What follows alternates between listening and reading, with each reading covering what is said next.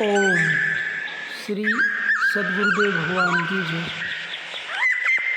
निष्पाप ब्राह्मण कौन है? जवाला पुत्र जवाली ने पूछा कि हे गुरुदेव, निष्पाप ब्राह्मण कौन है? एक कहानी आती है उपनिषद में, तो गुरुदेव ने बताया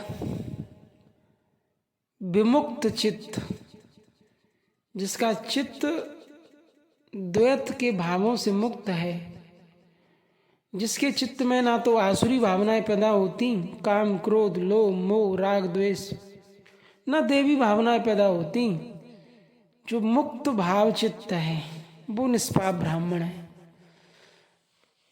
संस्कार 6, जिसने योग और ध्यान के द्वारा समस्त भावनाओं का नाश कर दिया। भावनाएं से मतलब संस्कार।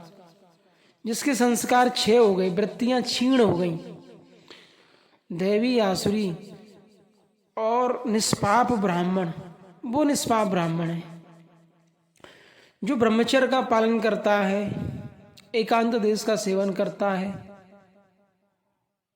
और संयत चित्त है, प्रबुद्ध होने के कारण अपने तत्वबोध को प्राप्त है, वो निष्पाप ब्राह्मण है।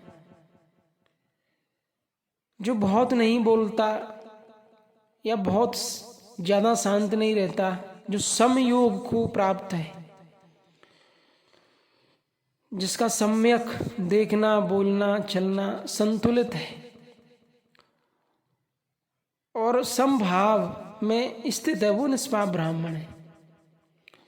जिसके चित्त में धारणा ध्यान समाधि सहज गतिशील है।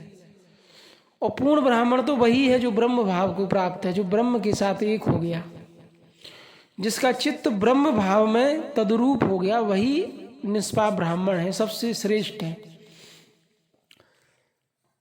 तो जो इंद्रियों का संयम करता है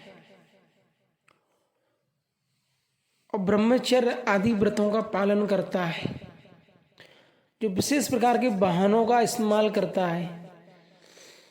भगवान महावीर ने कहा कि मैं ब्राह्मण उसे मानता हूं जो पूर्ण रूप से अहिंसक है, जिसने हिंसा का दमन कर लिया हो। ऐसी बात नहीं है, जिसने हिंसा के परे परम अहिंसा को प्राप्त कर लिया हो, मैं तो उसको ब्राह्मण मानता हूं। जिसके अंतःकरण में हिंसक भावनाओं वृत्तियों का समन हो गया हो। बुद्ध कहते हैं कि जो अल्पाहारी है, एकांत सेवी है, जिसका चित्त समाधि में संलग्न है, चित्त में चूंकि घट में समाधि और जगत के इन प्राणियों के प्रति जो करुणा से भरा है, वो निष्पाप ब्राह्मण है। भगवान श्री कृष्ण बताते हैं कि समय दमे तप आर्जवम ज्ञान विज्ञान मास्तिक्यम ब्रह्म कर्म स्वभावजम। जो इंद्रियों का समन, मन का दमन, धारावाही चिंतन, परमात्मा का निरंतर, एकांत देश का सेवन, ज्ञान और विज्ञान से संयुक्त है। परमात्मा चूंकि दृष्टा से मिलने वाले आदेश निर्देशों को समझ के उसमें चलता है। जब आप ध्यान करते हो तो आपकी आत्मा जागृत होकर आपको आदेश निर्देश देती है, उन्हीं आदेश निर्देशों का पालन करते हो और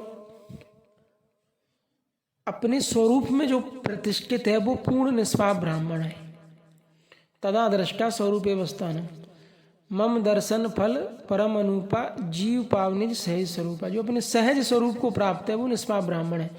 तो ब्राह्मण की योग्यता है, वो समाज का कोई भी मनुष्य किसी भी कौम में जन्मा हो और पृथ्वी के किसी भी क्षेत्र में रहता हो, वो धर्म और ध्यान की प्रक्रिया से गुजर के स्वरूप आत्मभाव में स्थिर होके तत्वबोध को उपलब्ध हो गया। बुद्धि और पुरुष का तदाकार हो जाना। बुद्धि ने पुरुष उस समभाव को धारण कर लिया और बुद्धि तो विलय हो गई, वो समभाव ही अवशेष रहा। उस आत्मभाव में जो स्थित हो गया वो ब्राह्मण है। अब ऐसा नहीं है कि ये कोई विशेष ब्राह्मण है, ये अध्यात्म में योग में एक अवस्था है जो योगजन्य है। जैसे साधना के अंग होते हैं यम नियम आसन प्राणायाम प्रत्याहार धारणा ध्यान समाधि, तो समाधि में जो स्वरूप को प्राप्त हो गया, मोक्ष को प्राप्त हो गया, अद्वैत अवस्था को प्राप्त हो गया, जिसने माया पर विजय प्राप्त कर ली, द्वि पर विजय पाने वाला द्विज, वो सज्जन ब्राह्मण है। तो वो महा पवित्र और निष्पाप चित्त, जगत के जीवों के प्रति करुणा और सरल स्वभाव से ही निष्पाप है। वो ब्राह्मण लोक में पूजनीय है, वो कल्याणकारी है, उसकी वाणी, उसका स्वरूप कल्याणकारी है, वो ब्राह्मण है। तो ब्रह्म भाव में जिसकी वृत्ति प्रवाहित है, शरीर इंद्रियों से संयमित है, अल्प आहार को ग्रहण करता है।